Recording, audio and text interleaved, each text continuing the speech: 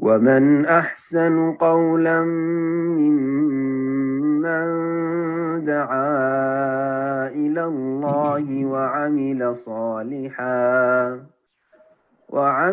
صالحا وقال إنني من المسلمين. السلام عليكم ورحمة الله وبركاته. إن الحمد لله نحمده ونستعينه ونستغفره ونعوذ بالله من شرور أنفسنا ومن سيئات أعمالنا من يهده الله فلا مضل له ومن يضلل فلا هادي له وأشهد أن لا إله إلا الله وحده لا شريك له وأشهد أن محمدا عبده ورسوله صلى الله تعالى عليه وعلى آله وصحبه وسلم تسليما كثيرا أما بعد।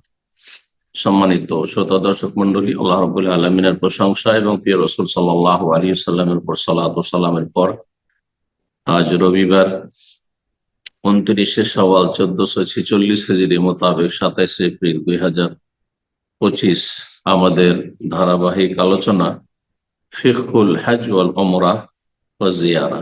আমরা হজ, উমরা এবং জিয়ারা সংক্রান্ত মাসাইল ধারাবাহিক সামনে যে কয়েক সপ্তাহ রয়েছে এই অল্প সময়ের ভিতরে সংক্ষেপে বর্ণনা করার চেষ্টা করব গুরুত্বপূর্ণ দিকগুলি।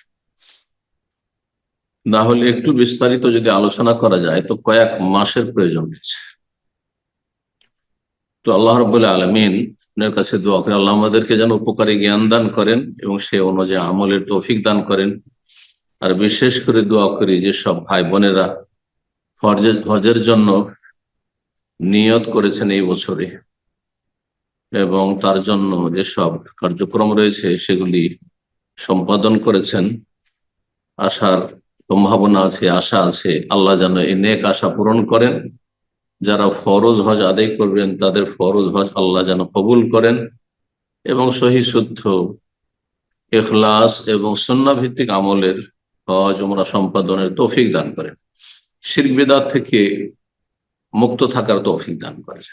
আজ সব ভাই বোনেরা হয়তো নফল হজ করবেন, আল্লাহ তাদের হজ কবুল করেন এবং আল্লাহ রাব্বুল আলামিন আমাদেরকে যেন বঞ্চিত না রাখেন।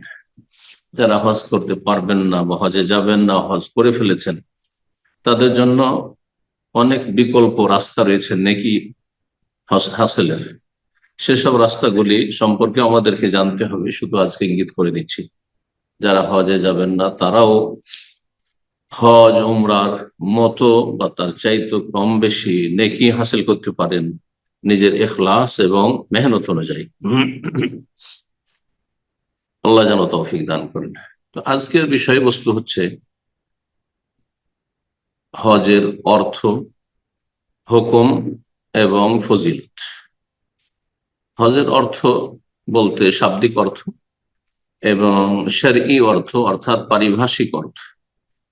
হজের আবিধানিক অর্থ কি এবং হজের ইসলামের পরিভাষায় হজ কাকে বলা হয়। হজের শাব্দিক অর্থ হচ্ছে আল কাসদ, উদ্দেশ্য করা। হাজ্জা ইয়াহুজ্জু মানে কাসাদা ইয়াকসুদু, কোনো কিছুর উদ্দেশ্য করা। তো পারিভাষিক অর্থে বা শরঈ অর্থে যেহেতু আল্লাহর ঘরের উদ্দেশ্যে একজন মানুষ, একজন মুসলিম হজের উদ্দেশ্যে আসে, উদ্দেশ্য করে, সেই জন্যই এই হজকে হজ নামকরণ করা হয়েছে শরীয়তের পরিভাষায়। এটি ইসলামের পরিভাষা।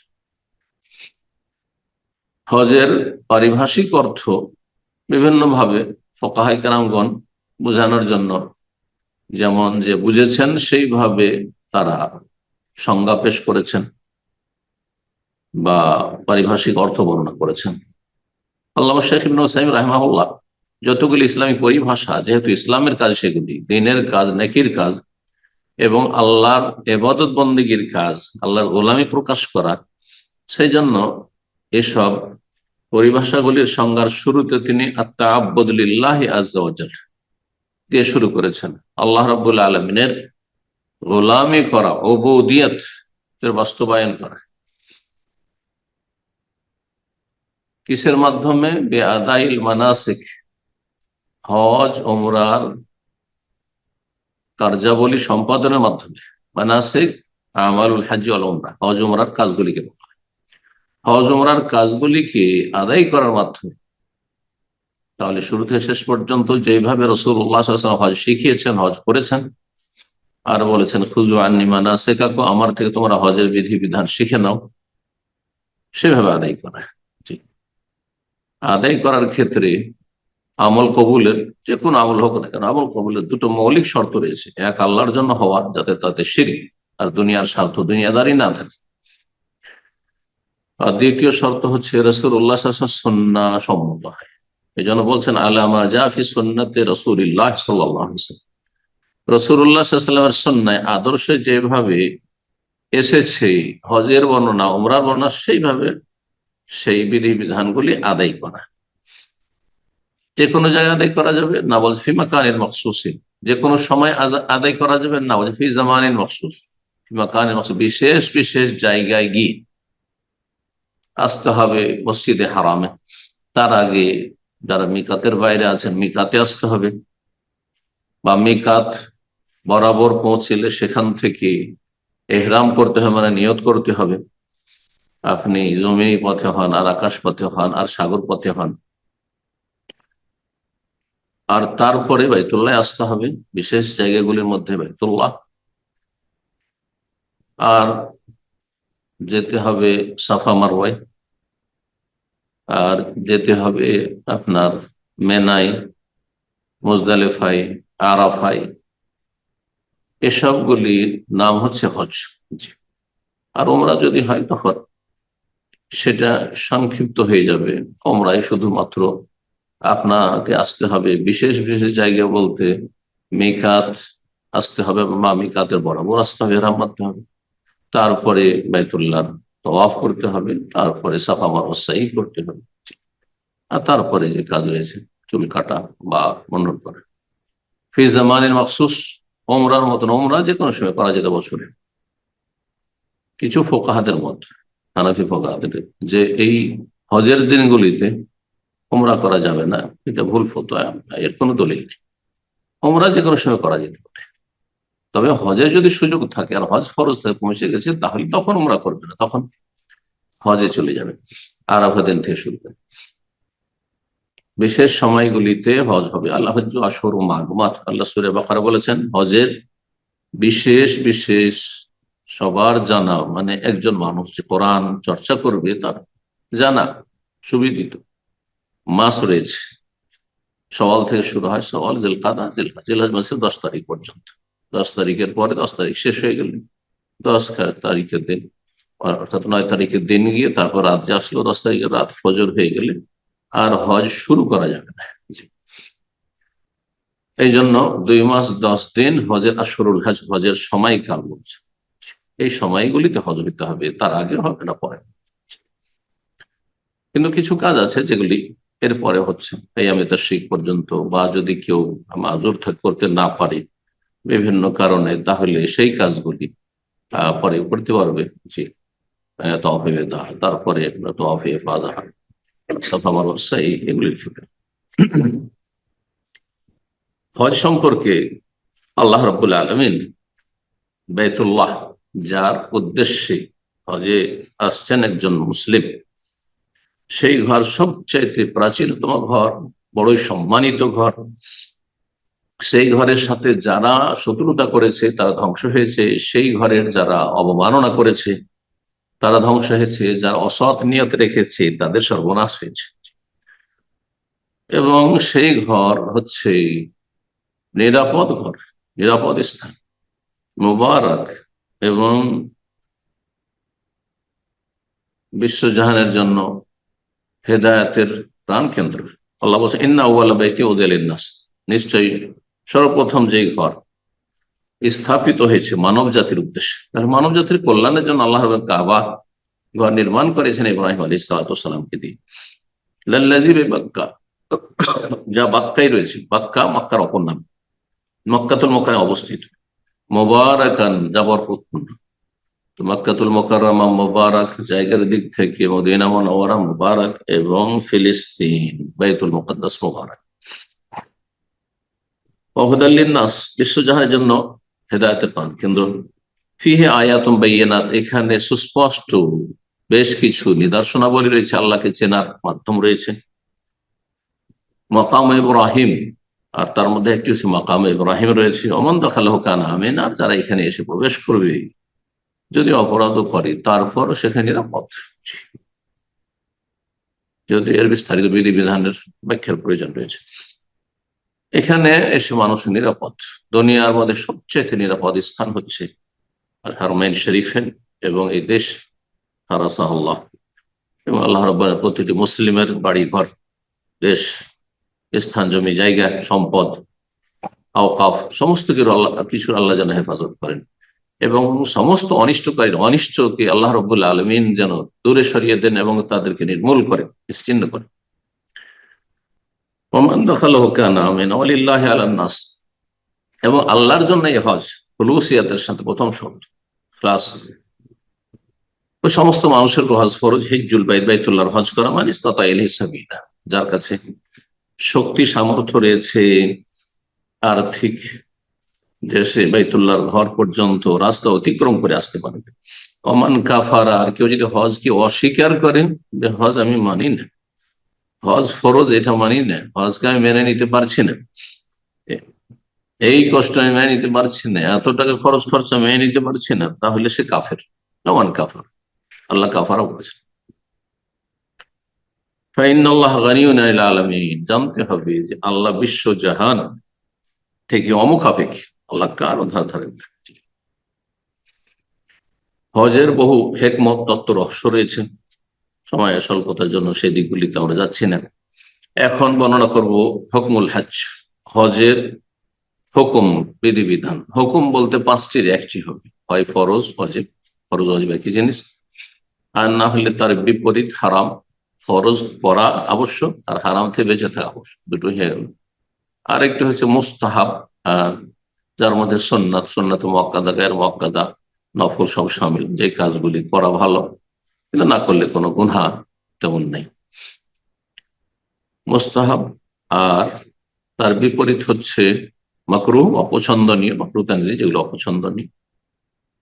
তো এই ছিল চারটি, আর মাঝখানে একটি রয়েছে ওয়াজিব, ফরজ এবং হারামের মাঝামাঝি, মিডিলে, সেটা হচ্ছে মুবাহ, জায়েজ, তা করা না করা সমান। এ হচ্ছে পাঁচটি হুকুম। পাঁচটি হুকুমের একটি ফিট হবে হজের উপর।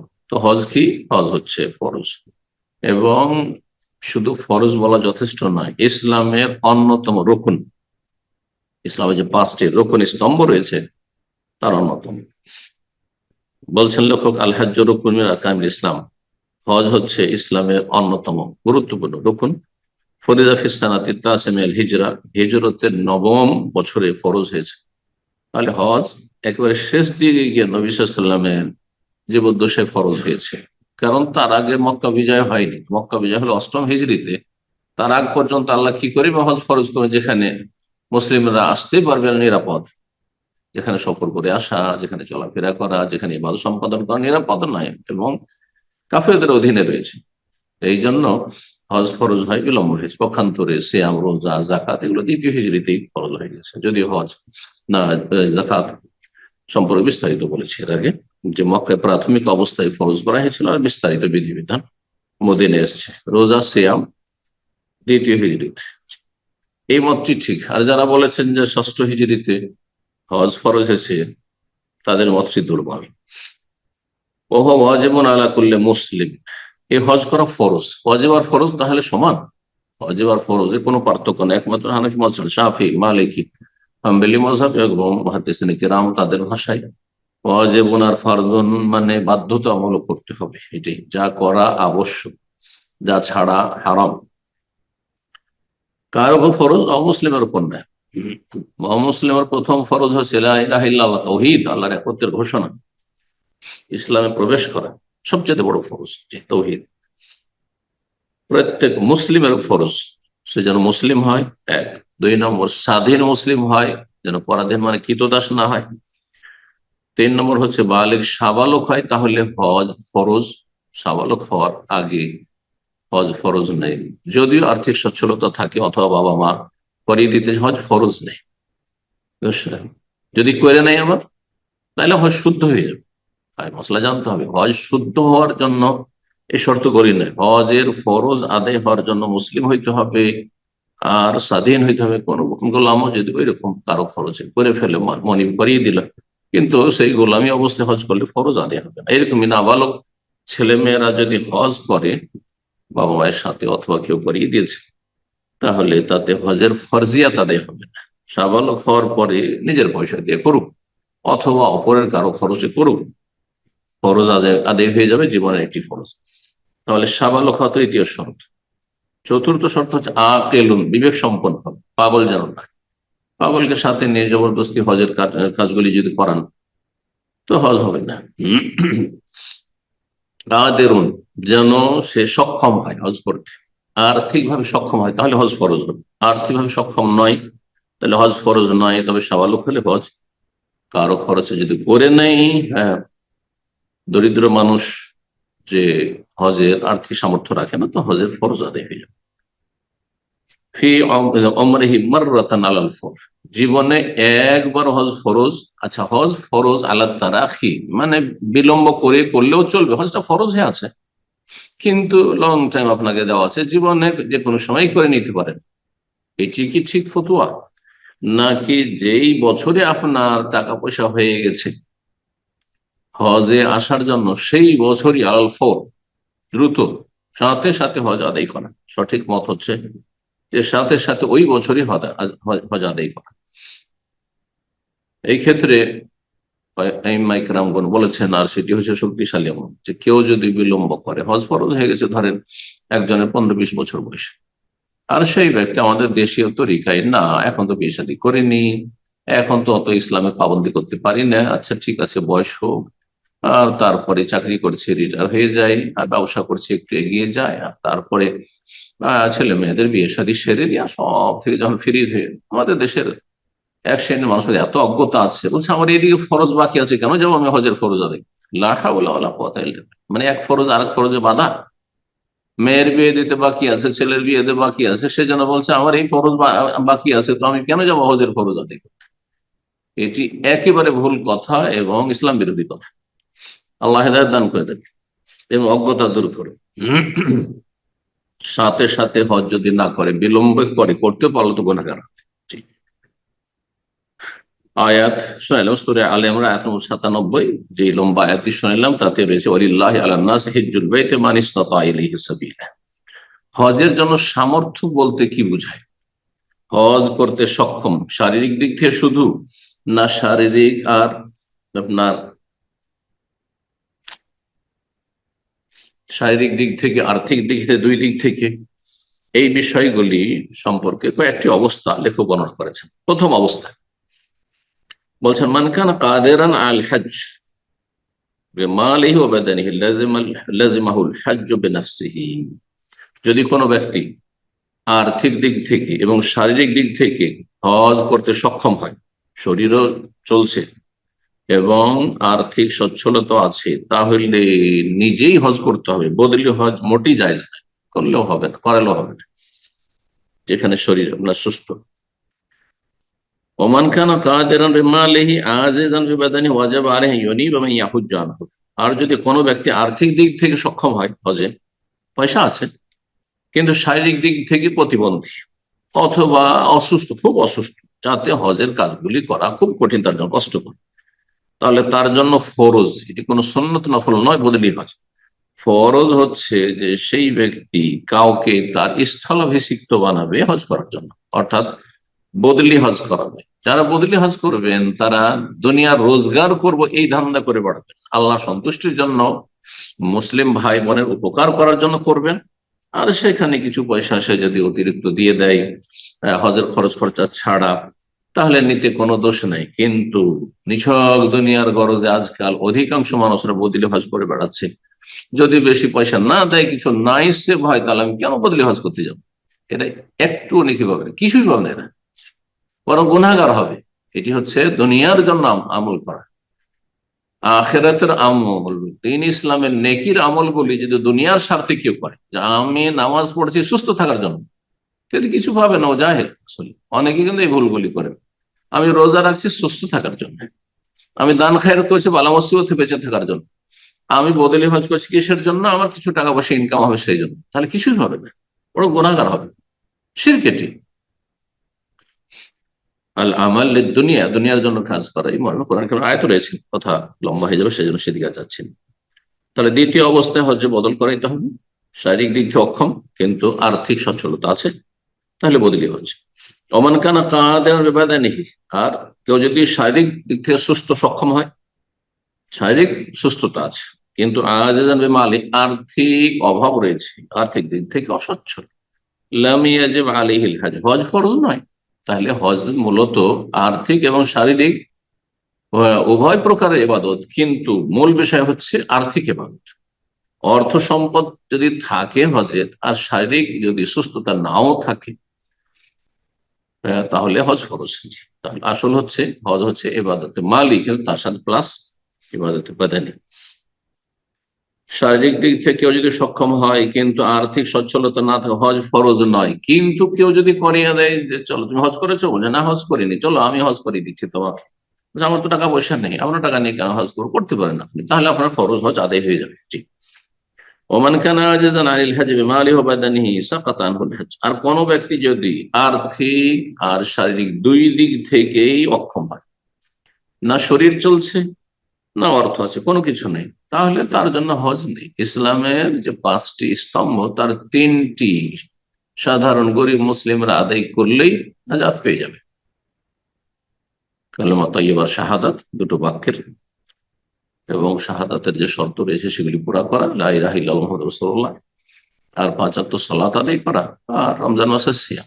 যাকাতও নেই, আর হজও নেই অভাবী মানুষদের জন্য, যাদের জীবনে পয়সা হলো না হজ করে, জীবনে পয়সা হলো না যাকাত দেওয়ার, কোনো অসুবিধা নেই ইনশাআল্লাহ। আল্লাহ রাব্বুল অন্য দিক থেকে উত্তম বিকল্প দেবেন, যদি ইখলাস, অন্তরের সততা থাকে। মাসলা আরেকটি লেখক বর্ণনা করেছেন, গুরুত্বপূর্ণ মাসলা, সেটা হচ্ছে জাকাতের পয়সা নিয়ে কি হজ করা যাবে? কেউ যদি জাকাতের পয়সা দিয়ে হজ করায়, এই বিষয়টি দুটো মত রয়েছে ফুকাহাদের। শাইখুল ইসলাম ইবনে তাইমিয়া রাহিমাহুল্লাহ এটিকে প্রাধান্য দিয়েছেন যে জাকাতের পয়সা নিয়ে হজ করা যাবে, আর এই মতটিকে শেখ লেখক যিনি রাহিমাহুল্লাহ তাআলা তিনি প্রাধান্য দিয়েছেন। তাই বলছে ওয়াজুজু লিমান লাইসা লাদাইহি মাল, কারো যদি ধন সম্পদ না থাকে, এই ইয়াখুযু মিনাজ যাকাত, আর কেউ যাকাত দিতে চায়, হ্যাঁ কিসের জন্য? ইয়াহুজ্জু বিহি, তার হজ করার জন্য, ফাল হাজ্জু মিন সাবিলিল্লাহ, তাহলে চলবে, হজ করে নেবে, কারণ হজ হচ্ছে ফি সাবিলিল্লাহর অন্তর্ভুক্ত। হজের সফর হচ্ছে ফি সাবিলিল্লাহর অন্তর্ভুক্ত তাদের কাছে। অন্যরা বলছেন না, চলবে না, যাকাতের পয়সা নিয়ে হজ করা যায় না, এই জন্য সতর্কতা অবলম্বন করে ভালো। কিন্তু মাসলায় সুযোগ আছে অভাবীদের জন্য, আল্লাহ কবুল করে, কিন্তু ইখলাসের সাথে করতে হবে। হজ ওমরার ফজিলত বলছিলাম, আলোচনা করবো এই মর্মে কয়েকটি হাদিস পেশ করি। আবু হুরায়রা রাদিয়াল্লাহু তাআলা আনহু বর্ণনা করছেন, তিনি বলেন যে সুইলা রাসূল আইয়ুল আমালি আফদাল, রাসূলুল্লাহ জিজ্ঞাসা করা হলো কোন আমল বেশি উৎকৃষ্ট? তাহলে ঈমানুন বিল্লাহি ওয়া রাসূলিহি, আল্লাহর প্রতি এবং রাসূলের প্রতি ঈমান, সবচেয়ে বড় তাওহীদ।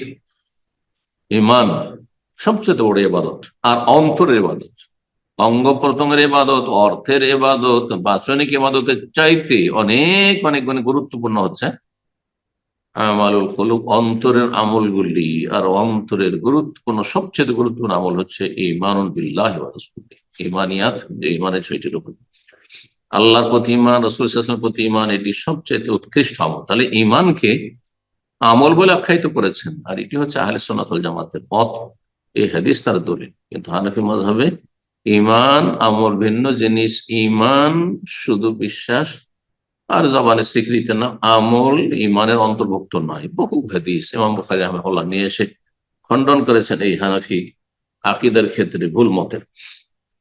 কিলা, তারপরে জিজ্ঞাসা করা হলো সুম্মা মাজা, তারপরে কি? জিহাদুন ফি সাবিলিল্লাহ, আল্লাহর রাস্তায় জিহাদ। সুম্মা কিলা, তারপরে জিজ্ঞাসা করা হলো সুম্মা মাজা, তারপরে কি? তার হজ্জুন মাবরুর, 3 নম্বরে সবচেয়ে উত্তম আমল হচ্ছে মকবুল হজ, যেই হজে গুনাহ হয়নি, যে হজে হারাম পয়সার সংমিশ্রণ নেই, যেই হজ সুন্নত মোতাবেক হয়, শিরক মুক্ত হয়, বেদাত মুক্ত হয়, যে হজ খুলুসের সাথে আদায় করা হয়, এগুলি হচ্ছে হজ্জে মাবরুরের শর্ত। এগুলো যদি থাকে তাহলে আল্লাহ হজ কবুল করবেন। এর বিপরীত যদি থাকে তো হজ কখনো কবুল হবেই না, আর কখনো আংশিক কবুল, শুধু ফরজটা হয়তো আদায়। দ্বিতীয় হাদিস হজের ফজিলত বা হজ ওমরার ফজিলত। রাসূলুল্লাহ সাল্লাল্লাহু আলাইহি ওয়াসাল্লাম থেকে আবু হুরায়রা রাদিয়াল্লাহু তাআলা শুনেছেন, বলছেন সামিতুন নবী সাল্লাল্লাহু আলাইহি ওয়াসাল্লাম ইয়াকুল, আমি নবী সাল্লাল্লাহু আলাইহি ওয়াসাল্লাম বলতে শুনেছি, মান হাজ্জা লিল্লাহ, কেউ যদি আল্লাহর জন্য হজ করে, আল্লাহর সন্তুষ্টির জন্য, ইখলাস ইহতিসাব ঈমানের সাথে এবং নেকির আশায়, ফালাম ইয়ারফুস, যৌনাচার করলো না, স্ত্রী থাকলো তার সাথে ইহরাম অবস্থায়, কোন রকম কাছাকাছি হলো না, হ্যাঁ, আর কাম ভাব নিয়ে স্পর্শ করবে না, তাকাবেও না, ওয়াল্লাম ইয়াফসুক, এবং কোন গুনহার কাজও করলো না, ফাসিকি কাজ মানে কোন গুনহা, আল্লাহ এবং রাসূলের নাফরমানি করলো না। হজে এসে বিভিন্ন হারাম ধূমপান যারা করছে তারা ফাসিকি কাজ করছে। হজে এসে যারা আপনার বিভিন্ন রকম হারাম কাজ, ফজরে জামাতে উঠতে পারে না, আর মেয়ে নাই শুয়ে থাকে ফজরে জাগে না, আল্লাহর উপরে হেদায়েত দান করুন। হজে এসে যারা যে কোনো গুনাহ করে তাদের হজে কোনো ফায়দা হয় না। রাজা যদি ফাসিকি গুনাহ মুক্ত হজ হয়, যৌনাচার মুক্ত হজ হয় রাজা, তাহলে সে ফিরে আসবে হজ থেকে। সুবহানাল্লাহ, কত বড় সম্মান এবং কত বড় মর্যাদা। কায়াউমিন ওয়ালাদাতহু উম্মুহু ওয়া কায়াউমি ওয়ালাদাতহু, ওই দিনের মতো যেদিন তার মা তাকে ভূমিষ্ঠ করেছিল, মায়ের পেটে যেদিন ভূমিষ্ঠ হয়েছিল সেই দিনের মতো নিষ্পাপ হয়ে ফিরে আসবে। আল্লাহ যেন আমাদের হজ করে কবুল করে, আরো বেশি বেশি হজের তৌফিক দান করেন। যাদের ফরজ আদায় হয়নি তাদেরকে ফরজ আদায় তৌফিক দান করেন, এবং যাদের ফরজ আদায় হয়ে গেছে তাদেরকে আরো বেশি নফল আদায়ের তৌফিক দান করেন ইখলাসের সাথে। আবু হুরায়রা রাদিয়াল্লাহু তাআলা তৃতীয় হাদিস হজ ওমরার ফজিলত সম্পর্কে বলছেন, রাসূলুল্লাহ সাল্লাল্লাহু আলাইহি ওয়াসাল্লাম, আল উমরাতু কাফফারাতুন লিমা বাইনাহুমা, একটি উমরা থেকে আরেক উমরার মাঝামাঝি যেসব গুনাহগুলি হয় এগুলি মোচনকারী হয়ে যায়, উমরাতে গুনাহ মোচন হয়। ওয়াল হজ্জুল মাবরুর, আর হজ যদি মকবুল হয়, হ্যাঁ, নেকি আর নেকি ওয়ালা হজ হয়, লাইসা লাহু জাযাউন ইল্লাল জান্নাত, তাহলে তার প্রতিদান একমাত্র জান্নাত। সবচেয়ে বড় নিয়ামত, সবচেয়ে বড় প্রতিদান।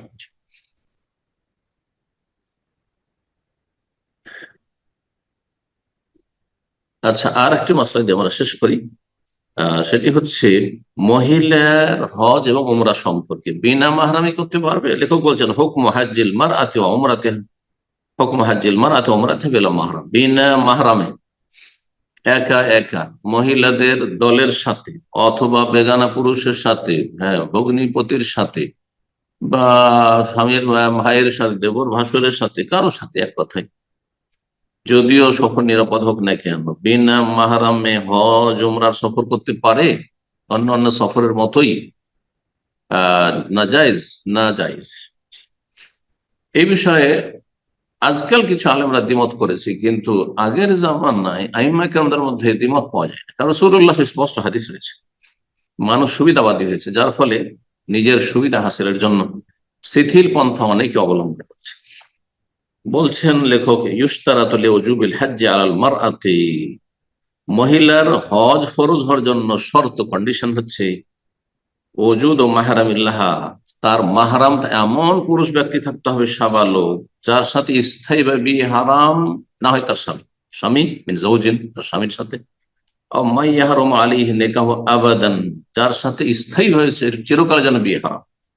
দুলাভাইয়ের সাথে চিরকাল বিয়ে হারাম নয়, জি, বিবাহিতা মহিলা, বিবাহিতাকে বিয়ে করা হারাম, কিন্তু চিরকাল হারাম নয় বেগানা পুরুষের জন্য।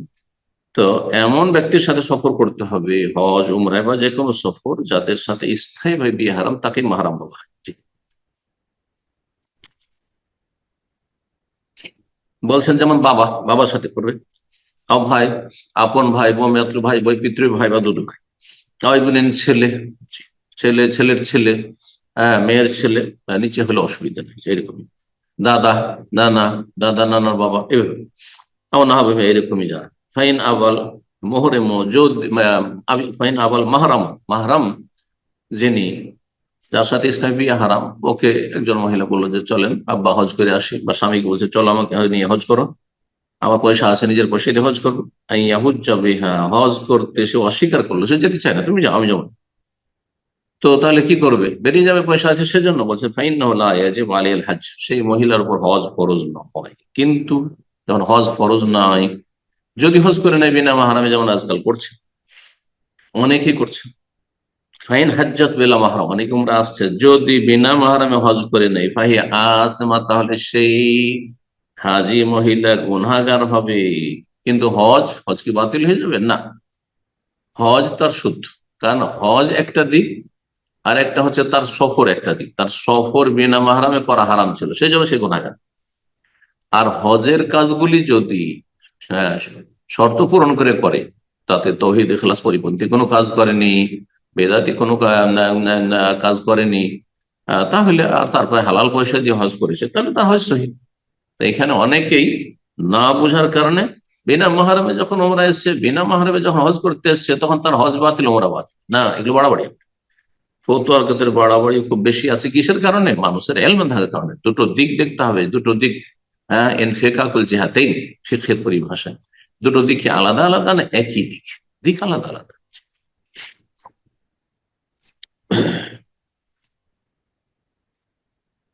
বলছেন কোন মহিলার জন্য জায়েজ নয় যে হজের জন্য সফর করবে, আও গাইরি অথবা অন্য কোনো সফর করবে, স্বামীর কাছে যাচ্ছে, মেয়ের কাছে যাচ্ছে, বা কোনো জায়গায় সফর করছে, কলেজ ইউনিভার্সিটির জন্য, ইল্লা ও মাহারাম, তার সাথে যেন মাহারাম থাকে। সাওন কানাত শাম, বা সেই মহিলা যুবতী হোক, আওয়াজ এমনকি বুড়ি হোক। হ্যাঁ, অনেকে বলেছেন বুড়ি বয়সিকা যদি হয়ে যাবে জায়েজ। না, বুড়ির জন্য বুড়ার ফিতনা রয়েছে, যুবতীর জন্য যেমন যুবকের ফিতনা রয়েছে। মহিলাদের একটি দলের সাথে যাক অথবা একা যাক না কেন, কারণ কেউ কেউ মহিলাদের গ্রুপে যদি হয় জায়েজ বলেছেন, সেজন্য তার রদ করছেন, খণ্ডন করছেন। ওয়াসাওয়াউন কানা সফর, তবে না সফর দীর্ঘায়িত হোক, লম্বা কয়েকদিনের সফর, অথবা একদিনের কিছু কয়েক ঘন্টার সফরও যদি হয়, তাসিরান ছোট হোক, ক্ষুদ্র হোক সফর, কোন অবস্থায় কোন স্তরের মহিলার জন্য বিনা মাহরামে সফর করা জায়েজ নয়, সেটা হজের হোক অথবা দুনিয়ার কোন সফর। রাসূলুল্লাহ সাল্লাল্লাহু আলাইহি ওয়াসাল্লামের হাদিস ব্যাপক অর্থ বহনকারী।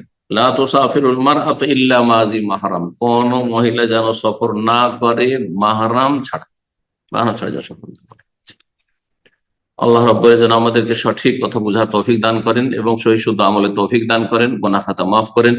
এবং আবার দোয়া করি যেসব ভাই বোনেরা হজের উদ্দেশ্য করেছে, আল্লাহ তাদের মনের আশা সুন্দরভাবে পূরণ করেন, হাজী সাহেবদেরকে নিরাপদ নিয়ে আসেন, নিরাপদ ফিরিয়ে নিয়ে যান এবং এখানেও নিরাপদ রাখেন। আর যারা অনিষ্টকারী হজের সফরে অথবা অন্য কোনো সফরে মুসলিম ভাই বোনদের বিরুদ্ধে যারা ষড়যন্ত্র করে, বা ইসলামের বিরুদ্ধে ষড়যন্ত্র করে, আল্লাহ রাব্বুল আলামিন তাদের অনিষ্ট দিয়ে তাদেরকে ধ্বংস করেন। আল্লাহ রাব্বুল আলামিন মুসলিম উম্মাহকে দিনের দিকে ফিরে আসার তৌফিক দান করেন এবং জালেমদেরকে আল্লাহ ধ্বংস করেন, মাজলুমদের আল্লাহ হেফাজত করেন। সুবহান রাব্বিকা রাব্বিল ইজ্জাতি আম্মা ইয়াসিফুন ওয়া সালামু আলাল মুরসালিন ওয়ালহামদুলিল্লাহি রাব্বিল আলামিন।